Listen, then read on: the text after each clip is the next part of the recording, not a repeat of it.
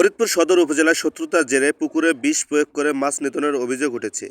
এতে প্রায় ৩ লক্ষ টাকার ক্ষতির দাবি করেছেন এক মাছ ব্যবসায়ী। জানা গেছে, মোহাম্মদ মালেক মলিক ওরফে সেলিম পেশায় একজন মাছ ব্যবসায়ী। তার বাড়ি ফরিদপুর সদর উপজেলা মল্লিকপুর এলাকায়। আবুল হোসেনের অটো ইট ভাটার পাশে তার দুটি পুকুর রয়েছে। এসব পুকুরে প্রায় ৩ লক্ষ টাকার মাছ চাষ করা হয়েছিল বলে তিনি জানান। অভিযোগ রয়েছে, রাতের আধারে কে বা কারা শত্রুতাবশত তার পুকুরে বিষ বা ওষুধ প্রয়োগ করে।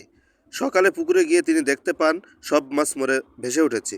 এই ঘটনায় এলাকায় চাঞ্চল্যের সৃষ্টি হয়েছে। স্থানীয়রা এই ঘটনার সঙ্গে জড়িতদের দ্রুত শনাক্ত করে আইনত ব্যবস্থা নেওয়ার দাবি জানিয়েছেন।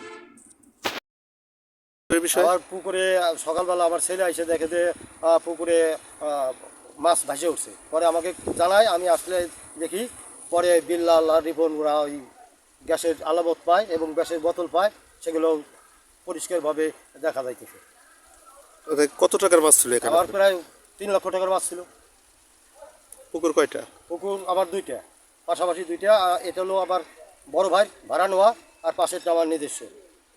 এরকম শত্রুতা হইলো কারোর সাথে? কি কোনো শত্রুতা আছে আপনার পারিবারিক ব্যক্তিগত? শত্রুতা নাই, আমার একটা অভ্যাস।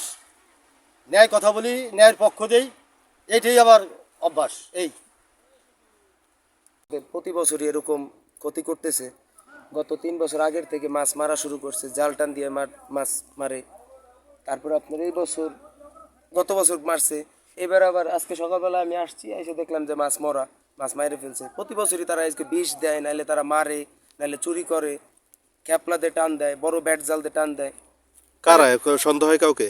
সন্দেহ বলতে ভাই ওরকমভাবে তো নাম উল্লেখ করে কাউকে সন্দেহ করা যাইতেছে না, যেহেতু দেখি নাই।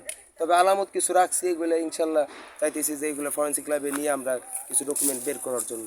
আপনার পুকুরে কি হয়েছিল? আমার পুকুরে আমি ধরতে পারি নাই। আমার পুকুরে মাছ মরতে পারে, জেলে ডাক দিয়ে ডুবে ডুবে 7 থেকে 8 মণ মাছ উঠানো হয়েছে ডুব দিয়ে।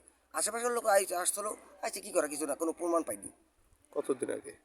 এই 3-4 বছর আগে। এই পুকুরের পার্শ্ববর্তী পুকুর আপনার? আমাদেরই সব। এসে দেখলাম যে এখানে মাছ ভাসতেছে। পরে কি কারণে ভাসতেছে পরে বোঝা গেল যে সিমটমে যে এটা বিষ প্রয়োগ করছে। আর আশেপাশে খোঁজাখাজি করার পরে দেখা গেল যে সাইডে কিছু গ্যাস ট্যাবলেট পাওয়া গেল, এবং একটা পার্শ্ববর্তী আর একটা পুকুরে সাইডে ওইখানে আরেকটা বোতল গ্যাসের ট্যাবলেটের বোতলটা পাওয়া গেল। তো একটু পরে কি করে জাল টানে দেখা গেল যে পুকুরের সমস্ত মাছই মারা গেছে। এবং এটা প্রমাণিত যে এটা পরিকল্পিতভাবে এখানে বিষ মারা হয়েছে ক্ষতি করার জন্য। এভাবে যদি চলতে থাকে, আমার এখানে 3টে পুকুর, এভাবে যদি চলতে থাকে তাহলে তো আমরা কিভাবে কি করব, ক্ষতিগ্রস্ত হয়ে যাব। এটা সুষ্ঠু তদন্তের মাধ্যমে কে বা কারা করছে, সুষ্ঠু তদন্ত হয়ে এর বিচার হওয়া জরুরি। তাড়াতাড়ি